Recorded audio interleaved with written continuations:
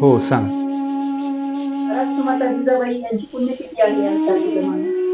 हो, आज छत्रपती शिवाजी महाराज यांच्या मातोश्री जिजाऊ मासाहेब यांची पुण्यतिथी आहे.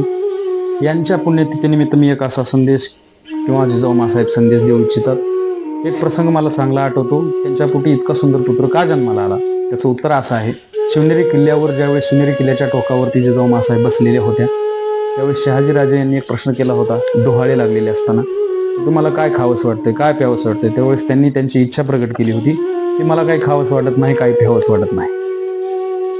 शिवनेरीच्या किल्ल्यावरून खाली उतरावं, सह्याद्रीच्या दरीखोऱ्यामध्ये घोड्यावर बसून दांडपट्टा हातामध्ये घेऊन, तलवार हातात घेऊन, घोड्याला टाच मारून लय छानसा नायनाट करावा आणि हिंदवी स्वराज्याची स्थापना करावी ही इच्छा पोटी शिवाजी महाराज असताना त्यांनी श्रवण केली आणि जगामध्ये आल्यानंतर त्यांनी जगाला एक संदेश दिला, हिंदवी स्वराज्याची स्थापना केली.